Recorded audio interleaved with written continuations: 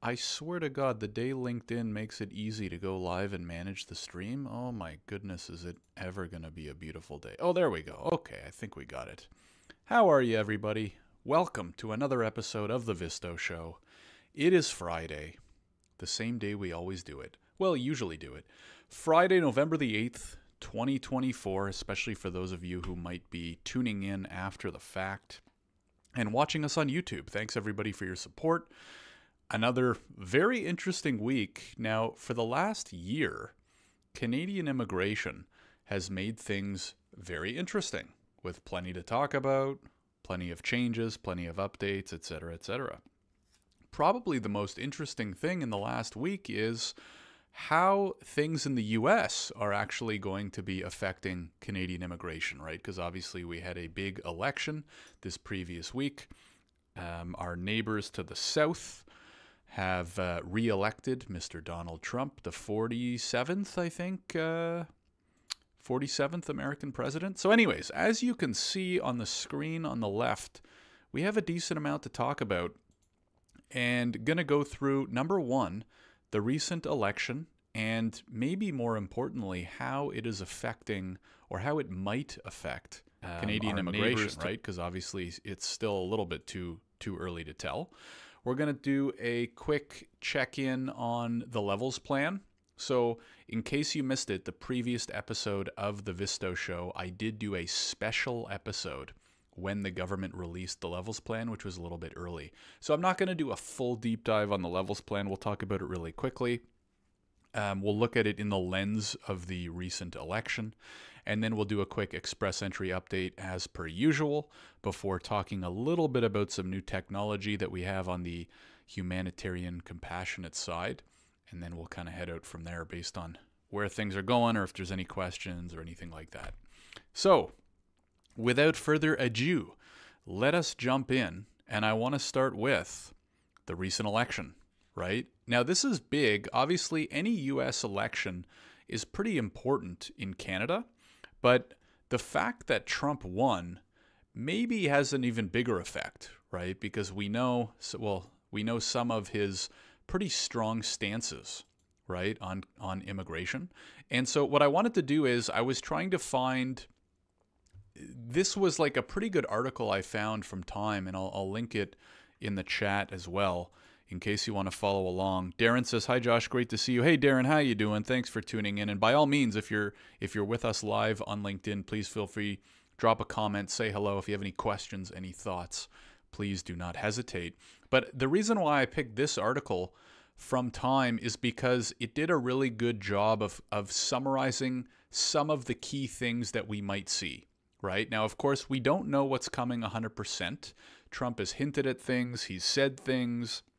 We have a pretty strong, idea of what things might happen, but we're still not 100% sure. But anyways, what I wanted to do was quickly go over some of these and think about how it might affect Canadian immigration, right?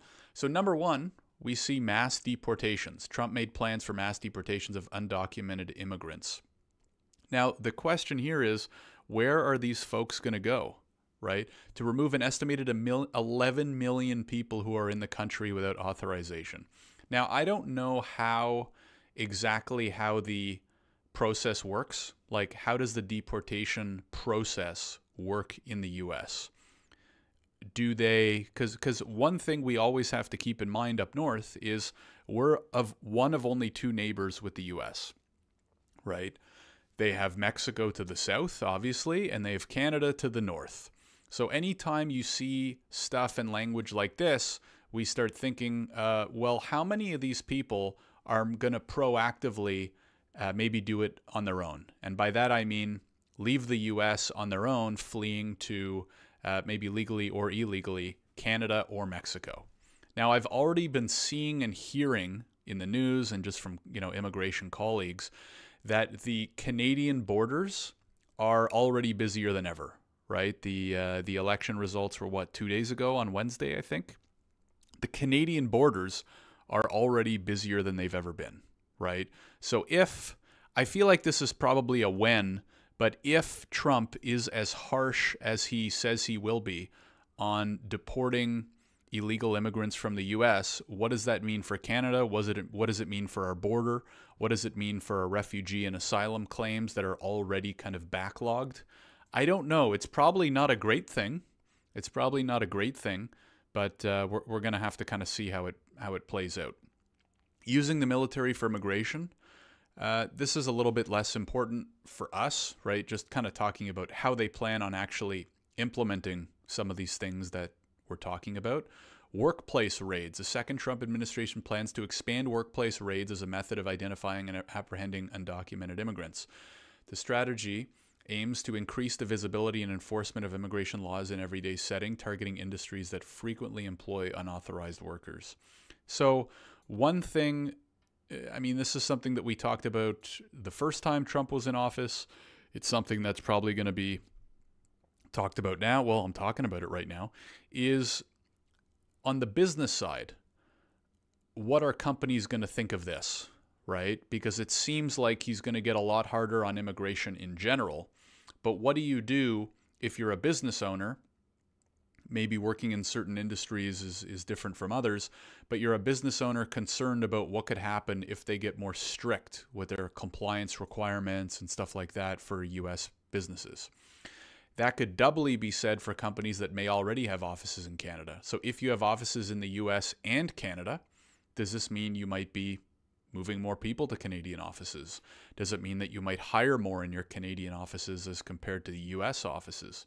If you don't have an office in Canada, might you consider opening one, given what's happened or what we think might happen based on Trump's previous reign and based on, you know, what he might do in terms of legal and illegal and business-related immigration. Expanding the border wall. Expanding and reinforcing the border wall is another cornerstone. I think this relates a little bit more to Mexico than Canada, so not as applicable, I would say. Returning to the Remain in Mexico policy, again, doesn't apply as much to Canada, although people of Mexican citizenship, especially who are in the U.S., and seeing this or thinking about this, again, that might be a big group of people who are thinking, hey, now's our time to go to Canada, right? Hey, we don't want to wait and see and twiddle our thumbs knowing that stuff like this is happening, right? Expanding the wall, Remain in Mexico policy. So, you know, I would expect an uptick, especially from Mexican citizens, but we'll have to see. More Border Patrol agents. Again, I think, correct me if I'm wrong, I think this applies more to the south, right? So like the U.S.-Mexican border than the Canadian border. Ending birthright citizenship. So this was like a pretty interesting one here. On his first day back in office, Trump has promised to issue an executive order ending the long-standing constitutional principle that children born in the U.S. are granted citizenship, and instead require that any child born in the U.S. have at least one parent who is a lawful permanent resident or citizen before they can be issued a passport or social security number. Now, again, we don't know if he's actually going to do this, but or maybe some of our U.S. immigration experts, if you are watching, please feel free to share more. I don't know much about U.S. immigration, but it'll be interesting to see what happens there. And again, the effects of, is this going to hurt the U.S. brand for aspiring immigrants, and will that lead to an uptick in Canada? I don't know. You have to think at least a little bit. But it's hard to say 100%. Ideological screenings for immigrants. Trump has promised to bring back the travel ban from Muslim-majority countries he implemented in his first term. His campaign wrote on X in October 2023 that he will reinstate and expand the ban on travel from terror-plagued countries and implement strong ideological screening for all immigrants. In that post, the Trump campaign listed plans to send immigration agents to protests in the U.S., to remove pro-jihadist demonstrators from the country, and to revoke student visas of radical anti-American and anti-Semitic foreigners at universities. Sympathy for jihadists, Hamas, or Hamas ideology will be automatically disqualifying for immigrants applying to enter the U.S., the campaign wrote. Wow, so pretty tough stance. I can't say I disagree with this, right? We're seeing a lot of issues with this kind of stuff in Canada as well. And quite frankly, some of it does get a little bit scary, right? I don't want to get too political on this show. This is mostly an immigration-focused show. I don't want to get too personal, and I don't want to get too political.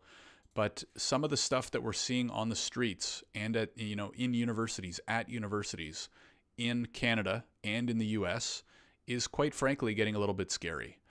It seems to me that Trump will have a pretty strong reaction to this. In Canada, it seems like they're not doing much at all. The government and, let alone taking a stance, right? I don't even know if the Canadian government has taken a strong stance at all against any of this stuff that is also happening on our streets. So I think this is maybe a good thing for safety, assuming that they roll it out properly.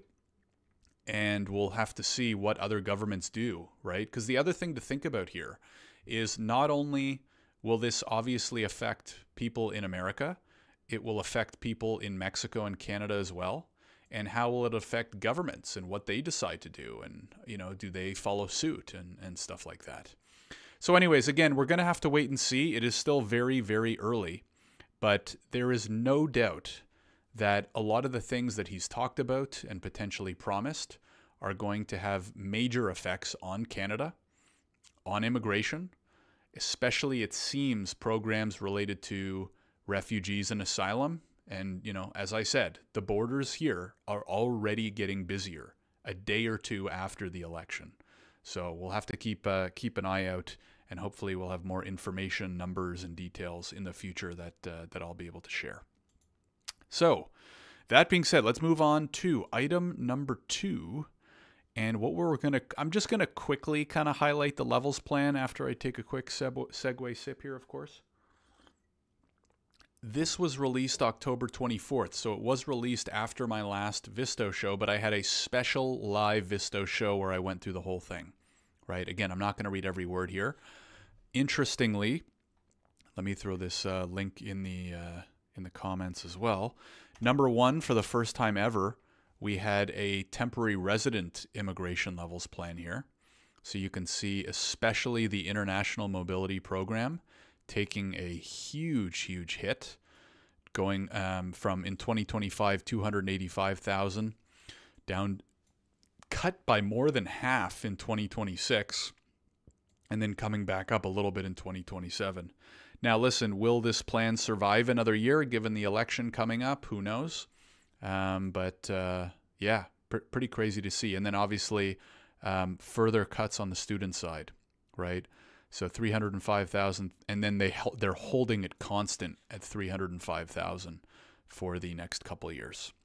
So that should be pretty crazy. Again, what I will say is if you want my full breakdown, I will put a link to the video as well. I'm putting it in the comments on LinkedIn, and if you're watching on YouTube, it'll be in the description below, where I recorded a video the day it came out and basically went through this entire document and all the numbers, right? Because especially if you see here as I scroll down, there's a lot more to break down on the permanent resident side. So you can see here 395,000 down from the original target of about 500,000, and they're actually shrinking the PR numbers year over year for the first time in decades, I would assume. So pretty crazy. The other notable numbers I just wanted to highlight here. Again, I highly recommend just watching the full video if you want the full breakdown. But some really big numbers that are interesting. Number 1, a huge focus on express entry inside Canada, 120-ish thousand to that. The federal business program taking a huge hit. So I think the last year's target was 5,000. They're bringing it down to 2,000. I think this is a bad move. I think especially with our economy hurting now more than ever, we need entrepreneurs, and we're simply not going to be able to attract too many good ones given what we have. So that was a little bit disappointing. The other one was the PNPs. They got absolutely crushed. I think last year the target was over 100,000, right around 100, maybe it was 110, 120,000, I don't remember. And they just crushed it down to 55,000. So I wonder what the provinces are thinking in that regard. But just keep that in mind as someone who may be targeting a PNP. And then looking further down, I'm not an expert in like refugee H&C type class applications, but just looking at these numbers, they've all pretty much everything across the board has taken a hit, just as an FYI. But I've heard, and we're going to talk about H&C in just a second, the number of H&C applications being submitted is going through the roof, and they just capped it at 10,000 a year.